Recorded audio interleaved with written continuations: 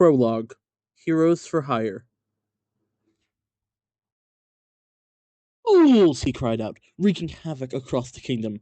A necromancer gone rogue, sending armies to every quadrant of the realm. Smoke and flames billowed out over the rooftops. Screams and cries heard all around. I will destroy this world!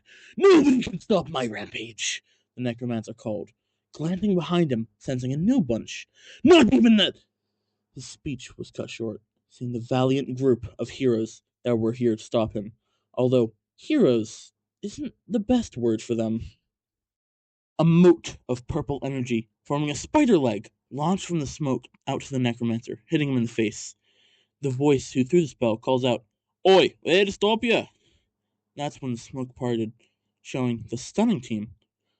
Although it wasn't their beauty that was stunning, their attributes ranged across the entire spectrum of people. It was a sight to see. The necromancer looked mainly at the one who threw the spell, the one in the middle of them all, the leader, standing tall, gray hair and beard, flowing purple aura and carrying a spectral guitar, all completed with a 10-gallon atop his head, the brim full of spider legs. Across his chest was a large glowing purple scar. This world-hopping, shrimp-sharping, face-laying Australian legend was none other than John Jonathan Johnson, alias Weaver. Oh my God, you're so cool looking! A different voice cried out. Voice shrill and kind of annoying. Looking over next to John, but way shorter, was a green-skinned goblin. He donned heavy fishing gear, overalls, boots, the whole 9 yards. He had frizzy white hair and drooping long ears.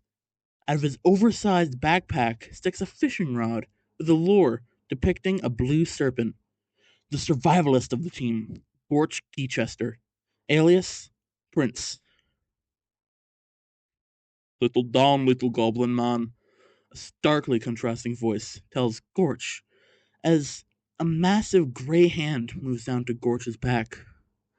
The hand was connected to a massive, walking, talking hippo. He wore goggles and a top hat.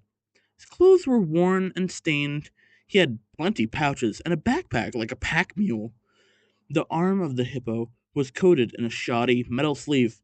Here comes the machinist/pack mule, Jericho Rapids, alias Hippo. Why would he have to come? I'd say it looks like the most important part of a plan, someone said on the other side of the group. Smooth voice belonged to an elf, tanned skin with brown, slicked back hair. His face was handsome, although using plenty of makeup products. He wore very extravagant garbs, gold-lined, fine velvet. On his person were some tools, all branded with Sappho Cola on them. He wielded a staff with a raw crystal on the end. Behold, the moneymaker, Sapphic Thorn Whip, alias Midas. Yeah, admittedly so. He's really cool, said the final member of the Heroes for Hire.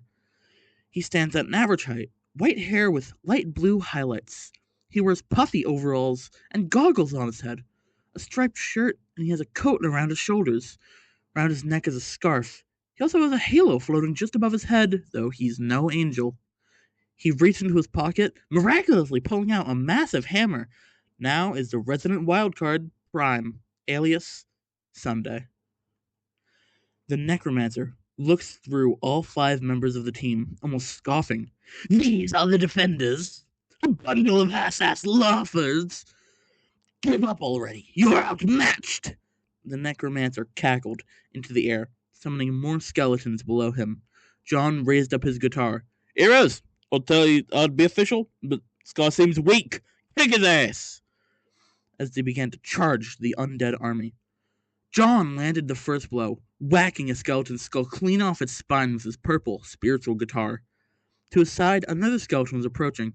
Out of nowhere, 8 spider legs pierced through the skeleton, then vaporized again. Jericho!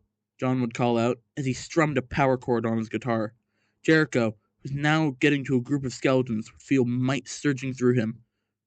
Jericho swung his large arm as his metal sleeve-like arm began to unfurl and bulk up. The end result was a large energy cannon powered by magic. He raised it, shooting a blast into the group of skeletons. It exploded, sending bone shards everywhere. Jericho raised the cannon again, shooting off towards another group of bones. This one next to Sapphics. However, Jericho aimed this one upwards. Sapphics, Jericho hollered as he shot the charge to Sapphics. As if understanding perfectly, Sapphics leaped to meet the blast, and he taps it with the crystal on his staff. In a flash, the energy hardens into pure gold and plummets, crushing all the skeletons below. Sapphics daintily fell down next to the gold blast, poking it with the wood end of his staff. He began to walk away as the gold shimmered and turned back into an energy blast, blowing up. A shard of bone flew from the explosion, and Prime jumped up and hit it with his hammer. The shard went straight to another skeleton, which fell over, re-dead. He flung the hammer back behind him, which squished a sneaky skeleton, and reached into his coat, pulled out a bowling ball, rolling it towards a group of 10 skeletons, knocked them over, and a buzzer plays from seemingly nowhere. Prime would look over his shoulder to see Gorch running up with his photo album. "Gorch!" Prime exclaimed, then took off his coat.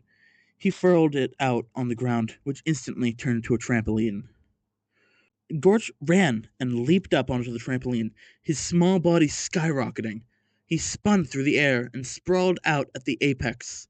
Gorch opened his photo album, dislodged a picture, and threw it up in the air, right next to the necromancer. In its flight, the photo dissolved into water, then began to swirl, forming a raging whirlpool at its destination. The necromancer looks up at the whirlpool. "You dope! You moved me!" he would holler, but his tongue is held when a twinkle appears in the whirlpool, followed by hundreds of glowing eyes. A long, long serpent would come out of the whirlpool, colliding with the necromancer. Immediately after, it splashed down to the ground below like it's water. When everything was over, there was no necromancer. The group rejoined, high-fiving each other and celebrating. They all began to walk away as a portal appears in front of them. They just walk through it, leaving here. Few onlooking citizens are left in a stupor, commenting on the situation. "Who were those?" one girl asks. A man responds to her, I think they were some kind of heroes for hire."